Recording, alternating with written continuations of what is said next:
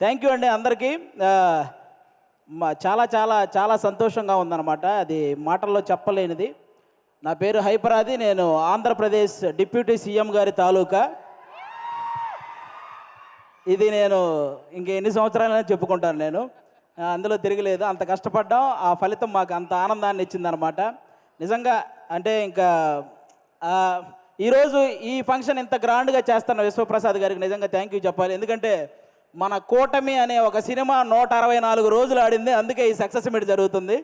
కాబట్టి ఈ సక్సెస్ మీట్కి వచ్చిన మీ అందరికీ కూడా థ్యాంక్ యూ సో మచ్. అంటే ఒక కొడుకు తను సంపాదించిన మొదటి సంపాదన వాళ్ళ తల్లికి ఒక చీర ఇచ్చినప్పుడు ఆ తల్లి కళ్ళల్లో ఎంత ఆనందం అయితే కనపడుతుందో, అలాగే అదే కొడుకు ఎదిగి తను కొనుక్కున్న బైక్ మీద తన తండ్రిని కూర్చోబెట్టుకున్నప్పుడు ఆ తండ్రి కళ్ళల్లో ఎంత ఆనందం అయితే కనపడుతుందో, పవన్ కళ్యాణ్ గారు గెలిచినప్పుడు ప్రతి జన సైనికుడి కళ్ళల్లో అలాంటి ఆనందాన్ని నేను చూశాను. నిజంగా అలాంటి ఆనందాన్ని నేను చూశాను. ఎందుకంటే ఆల్మోస్ట్ 10 సంవత్సరాల నుంచి జనసేనకు సంబంధించి ఏదైనా మీటింగ్ జరుగుతున్నప్పుడు చాలామంది కింద నుంచి సీఎం సీఎం అని అరుస్తుంటే కొంతమంది అనేవాళ్ళు, ముందు మీ వాడిని ఎమ్మెల్యే అవ్వమను అప్పుడు చూద్దాం అనేవాళ్ళు. బాబు మీ అందరికీ చెప్తున్నా, 21 చోట్ల నిలబడితే 21 మంది ఎమ్మెల్యేలని కొట్టాడు, 2 ఎంపీలు కొట్టాడు. ఇప్పుడు మాట్లాడండి ఎవరైనా, ఆంధ్రప్రదేశ్కి డిప్యూటీ సీఎం, మరి ఇంకెంతకంటే ఏం చెప్పాలి? వాళ్ళందరికీ ఈరోజు చెప్తున్నాను, రాజకీయం అనేది బ్రతికి ఉన్నంత కాలం పవన్ కళ్యాణ్ అనే పేరు వినబడుతూనే ఉంటుంది. అలాంటి సక్సెస్ని మీరు ఈరోజు చూశారు. నాకు తెలిసి 10వ తరగతి సోషల్ బుక్లో మీరందరూ చరిత్రల గురించి చదువుతుంటారు, చాలామంది రాజుల చరిత్ర.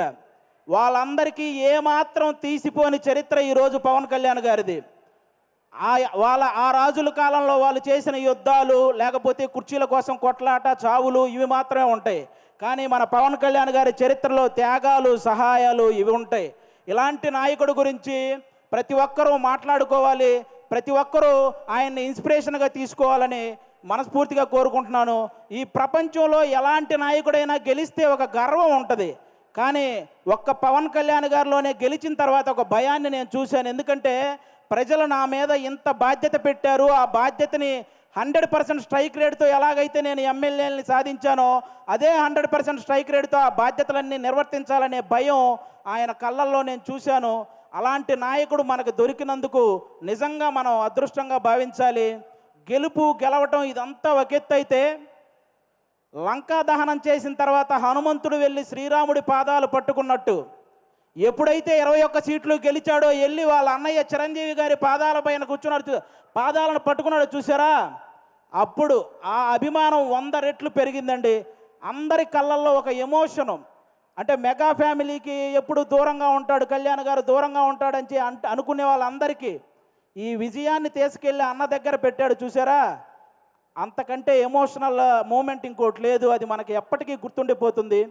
అలాంటి ఎన్నో హ్యాపీ మూమెంట్స్ని మనకిచ్చినటువంటి పవన్ కళ్యాణ్ గారికి, అలాగే జనసేన కోసం కష్టపడిన ప్రతి జన సైనికుడికి ఈ సభ ద్వారా అందరికీ కూడా నా ధన్యవాదాలు చెప్పుకుంటున్నాను. Thank you so much. ఈరోజు ఇక్కడికి ఇంతమంది వచ్చినందుకు మీ అందరికీ వన్స్ అగైన్. ఇక నుంచి మనకి ప్రాబ్లమ్స్ ఏమి ఉండవు, అంతా హ్యాపీగా నడుస్తుంది 5 సంవత్సరాలు. కాబట్టి మీరందరూ ఇలాగే ఈ సక్సెస్ని ఎంజాయ్ చేయాలని మనస్ఫూర్తిగా కోరుకుంటున్నాను. థ్యాంక్ యూ అండి. Thank you.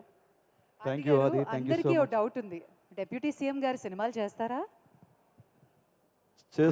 చేస్తారండి, కంపల్సరీగా. కొన్ని ఉన్నాయి కదా బ్యాలెన్స్, అవి పూర్తి చేయాలి కదా, చేస్తారు. మమ్మల్ని ఎప్పుడు ఎంటర్టైన్ చేయడానికి థ్యాంక్ యూ వెరీ మచ్.